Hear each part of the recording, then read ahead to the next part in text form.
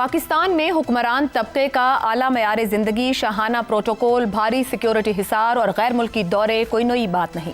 अवाम के टैक्सों का पैसा पहले ही इन आसाइशों की नज़र हो रहा है, मगर इसके साथ साथ एक और रिवायत भी बरसों से चली आ रही है। हुक्मरानों, सुदूर, वज़राए आज़म, वज़राए आला, वज़रा और ब्यूरोक्रेट्स का सरकारी ख़जाने से हज और उम्रा अदा करना। ये सवाल महज मजहबी नहीं, अखलाकी और आइनी भी है कि ज़ाती मजहबी फरीज़ा अवाम के पैसों से अदा करना कहाँ तक जायज़ है। जब मुल्क की माशी हालत अबतर हो, महंगाई अवाम की कमर तोड़ चुकी हो, तनख्वाहदार तबका टैक्सों के बोझ तले सिसक रहा हो और रियासत कर्ज दर कर्ज लेकर निज़ाम चला रही हो, ऐसे में हुक्मरान तबके का ये रवैया दिल दुखाता है। हज और उम्रा यकीनन अजीम इबादत हैं, मगर इबादत की रूह तो ज़ाती कुर्बानी में है, न कि सरकारी प्रोटोकॉल, बिजनेस क्लास टिकटों, 5 स्टार होटल्स और स्टेट गेस्ट के एजाज़ में। अब ताज़ा मिसाल कौमी असम्बली की कायमा कमेटी बराए मजहबी उमूर की वो सिफारिशात हैं जिनके तहत हर साल रबीउल अव्वल में 10 रुकनी पार्लिमानी वफ्द को सरकारी खर्च पर मदीना मुनव्वरा और मक्का मुकरमा भेजने की तजवीज़ दी गई है। मदीना मुनव्वरा और मक्का मुकरमा में पार्लिमानी वफ्द के खाने पीने के अखराजात कौमी असम्बली बर्दाश्त करेगी। वफ्द के लिए होटलों या सरकारी रिहाइश गाहों में क़याम का इंतज़ाम किया जाएगा, जबकि वफ्द के साथ प्रोटोकॉल ऑफिसर की तैनाती और कायमा कमेटी के सेक्रेटरी को भी वफ्द में शामिल करने की तजवीज़ दी गई है। दलील ये दी जा रही है कि यह वफ्द पाकिस्तानी अवाम की जानिब से रोज़ा रसूल सल्लल्लाहु अलैहि वसल्लम पर सलाम पेश करेगा। सवाल यह है कि क्या अवाम ने वाकई ही अपनी अकीदत और मजहबी फरीज़े की नुमाइंदगी का इख्तियार भी इन नुमाइंदों को दे दिया है? क्या अवाम इसलिए वोट देते हैं कि उनके नाम पर मुंतखब अफराद सरकारी ख़जाने से इबादत भी करें, रिहाइश और खाना भी सरकार दे, तिब्बी सहूलियात भी, ट्रांसपोर्ट भी और मुकम्मल सिफारती प्रोटोकॉल भी? शर्म की बात यह है कि जिस अवाम को बुनियादी सेहत, तालीम और रोज़गार मुयस्सर नहीं, उस अवाम के टैक्स से उसी अवाम की तरफ से जज्बात की नुमाइंदगी की तजवीज़ दी जा रही है। इबादत अगर वाकई खुलूस से मकसूद हो तो निजी हैसियत में अपनी जेब से क्यों नहीं? क्या इबादत का अजर भी कौमी असम्बली के बजट से मशरूत हो चुका है? आखिर में नागुज़ीर सवाल, क्या अवाम के मुंतखब नुमाइंदों को अपने प्रोटोकॉल और शाह खर्चियों की तरह हज और उम्रे जैसे ज़ाती मईज़ के लिए भी पैसा अवाम का ही चाहिए? इसी पर पैनल की राय आपके सामने रखेंगे। सवाल इस तरह से, कायमा कमेटी बराए मजहबी उमूर के पार्लिमानी वफ्द को सरकारी खर्च पर उम्रे पर भिजवाने की तजवीज़, इक़्तिदार में बैठने वालों की इबादत भी अवाम स्पॉन्सर क्यों करें? ज़ैगम साहिब, आपके ख्याल में क्या तजवीज़ मान ली जाएगी स्पीकर साहब की जानिब से, इस पर अमल दरामद शुरू होगा या कुछ लिहाज कर लिया जाएगा हम अवाम का? ये तो हम दहाइयों से देख रहे हैं कि ऐसा हो रहा है। गालिब ने कहा था, काबे किस मुंह से जाओगे गालिब, शर्म तुमको मगर नहीं आती। मैं हैरान होता हूँ, ये लोग बारगाह रसालत माब में जाते हैं, इनको शर्म नहीं आती। लोग वहाँ जाने के लिए, पेश होने के लिए साल हर साल अपने आप को तैयार करते हैं। वहाँ जहाँ संजर और सुल्तान गदागर बनकर जाते हैं, वहाँ ये फरमाइशें कर रहे हैं कि हम VIP बनकर जाएंगे। तसव्वुर तो कीजिए, इस जहनीत का तो तसव्वुर कीजिए, इस्लामी जमहूरिया पाकिस्तान के मुंतखब नुमाइंदों का, जिन्हें एक मुंतखब असम्बली ने भेजा है या भेजना है और भेज रहे हैं। पैसे कहाँ से आएंगे? उन टैक्सों से। वो टैक्स कहाँ से आता है? एक बेवा जो एक माचिस खरीदती है, उसमें से टैक्स लिया जाता है। एक गरीब आदमी, एक मजदूर शाम को अपने बच्चों के लिए जो राशन लेकर जाता है, उसमें से टैक्स लिया जाता है। ये वो पैसा है। और कहाँ खर्च करना इन्होंने जाना है मक्का शरीफ में और मदीना शरीफ में, अपने गुनाह बख्शवाने के लिए। इस तरीके से शायद गुनाह बख्शे जाते हैं। इतनी सादा सी बात है। और कैसी कौम है? वो कौम है जिसमें 4 करोड़ अफराद शदीद गुर्बत का शिकार हैं। शदीद गुर्बत, खाने को नहीं है, दवाइयों को नहीं है, बढ़ापे की मुसीबत है, बच्चे मर रहे हैं। 4 करोड़ लोग वो हैं। और आधी आबादी 11 करोड़ लोग वो हैं जो वैसे ही गुर्बत का शिकार हैं। तो क्या ये कौम इस सतह पर है कि अपने पैसों से, अपने टैक्स के पैसों से इन लोगों को इस तरह गुनाह बख्शवाने के लिए भेजे? खुद इसी असम्बली ने, पब्लिक अकाउंट्स कमेटी ने 2022 में भी इस मसले को उठाया था। मुझे क्रेडिट देना चाहिए नूर आलम खान को, वो उस वक्त चेयरमैन थे। फिर 2023 में भी इस मसले को उठाया था।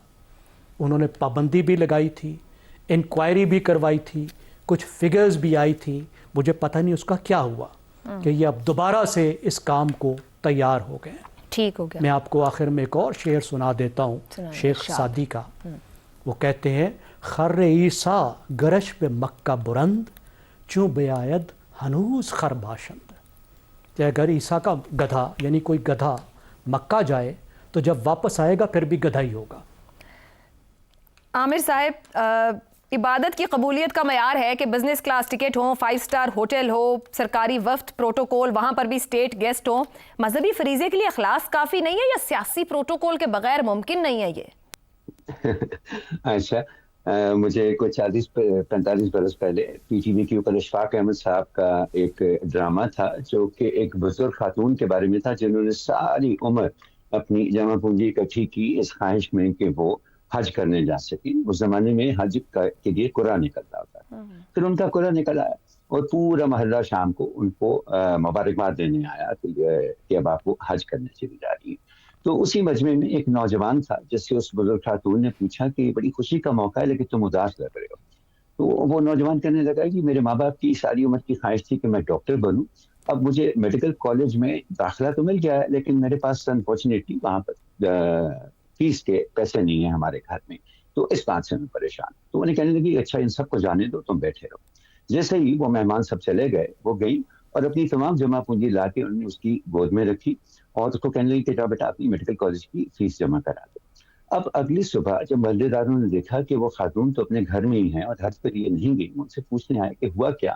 تو کہنے لگی کہ اللہ نے میرے پہ اتنی عنایت کی ہے کہ میں نے تو ساری عمر حج کا ارادہ کیا ہوا تھا لیکن اس نے مجھے سعودی عرب بھیجے بغیر حج اکبر کرا دیا. تو ایک زمانہ تھا، یہ پی ٹی وی سرکاری ادارہ تھا عائشہ، ابھی بھی ہے. ایک زمانہ تھا کہ وہاں پر ہمیں جو سوشل ویلیوز سکھائی جاتی تھی وہ اس نوعیت کی سوشل ویلیوز سکھائی جاتی تھی.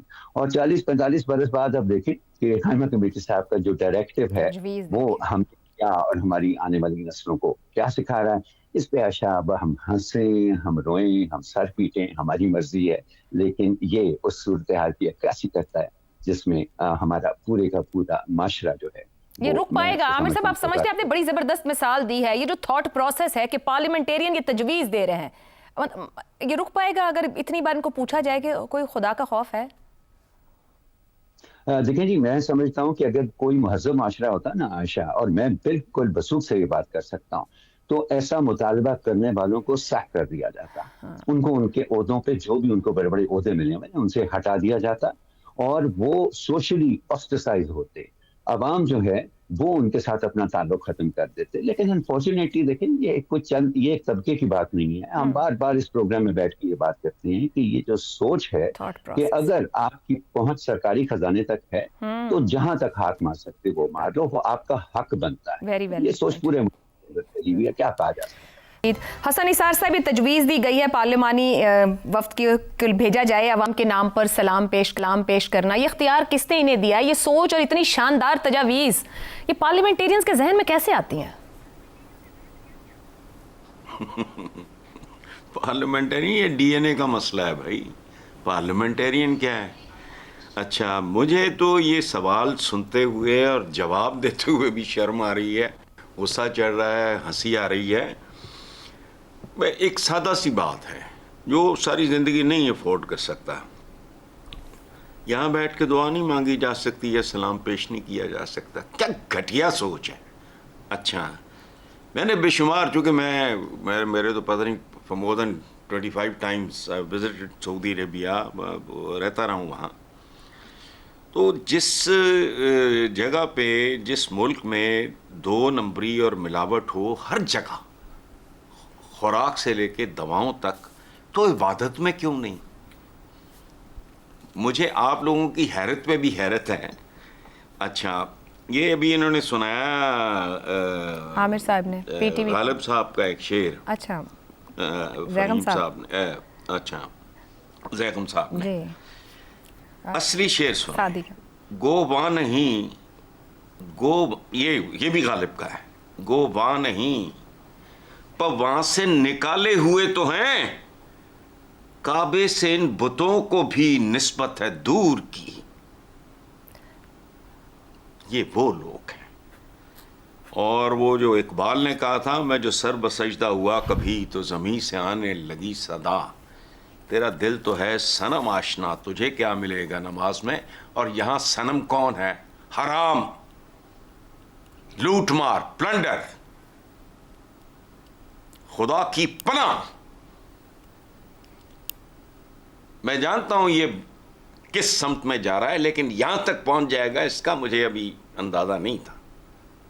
بہرحال ٹھیک ہے، اسلامی جمہوریہ اور پاکستان، ذرا لفظوں پہ غور کرو، پھر اپنے پارلیمنٹیرینز کی اور اپنی سیاست کی شہزاد صاحب اس پہ چڑھا. ٹھیک ہو گیا سر. شہزاد صاحب بڑی بڑی تجاویز جو ہے نا وہ ان کو پڑھتے ہوئے جیسے ابھی حسن صاحب بھی کہہ رہے تھے، میں بھی سمجھ نہیں پا رہی تھی. ہر پیپر میں یہ خبر آج کے تجاویز ہیں، کھانے پینے کے اخراجات قومی اسمبلی سیکریٹریٹ دے گا، ہوائی ٹکٹوں کا دے گا، سرکاری رہائش گاہیں ہوں، ساتھ بطور گائیڈ جائیں، طبی سہولیات بھی دیں گے. ایک قومی اسمبلی کیا کہیں سے کمائی کرتی ہے جہاں سے دیں گے؟ اور کیا پھر اس طریقے سے جانا عقیدت ہے یا یہ مراد یافتہ طبقے کے لیے ایک اور سہولت ہے؟ یہ کیا ہے سب؟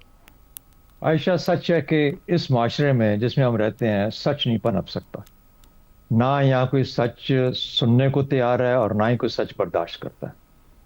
دیکھیے، اس قائمہ کمیٹی نے سچ بولا ہے، اور سچ اس طریقے سے بولا ہے کہ وہ ایک ایسا کام جو کہ دہائیوں سے کر رہے تھے وہ اس کو سامنے لے آئے. انہوں نے کہا یار اس کو ایک کور دے دو، یار لیگل کور دے دو.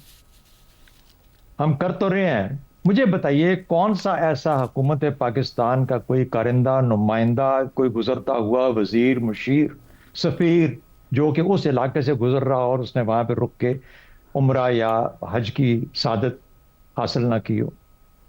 اچھا، اور یہ عمرے خاص طور پر، حج تو چلو میں نہیں کہتا، وہ زیادہ لیگل میٹر بن جاتا ہے تو اس لیے، لیکن کم از کم عمرے کی حد تک تو ان کا رہن سہن، ان کا کھانا پینا، ان کے ہوٹلز، ان کی گاڑیاں، ان کا طواف، ان کے آگے پیچھے جانا، ان کے ساری چیزیں جو بھی ہوتی ہیں، یہ سب کی سب حکومت پاکستان دہائیوں سے برداشت کر گزرتے جا رہے ہوں گے between Pakistan, Asia and America and Asia and London, رکیں گے جا کے مکہ شریف میں، جدے میں.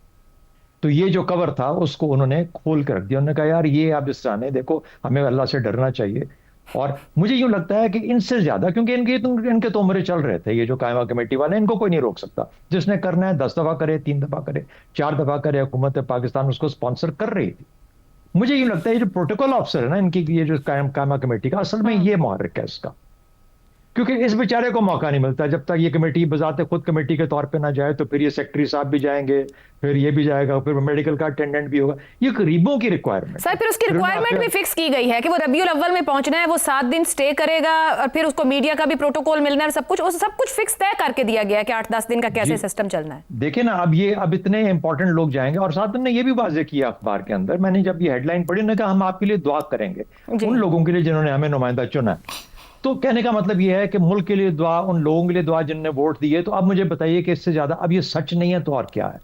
اور سچ ہم میں برداشت کرنے کی اہلیت نہیں ہے. اس لیے ہم دیکھیں نا ان کو کیسے، سچی بات ہے، میں تو وہ جو ہیڈ لائن پڑھ کے، میں نے تو خبر بھی نہیں پڑھی تھی، نکل گیا تھا آگے، لیکن آج احساس ہوا کہ آپ کا یہ جو سوال ہے یہ ضرور کوئی ایک سیریس ایفرٹ مانگتا ہے کہ اس کو ڈیل کیا جائے، ٹریٹ کیا جائے.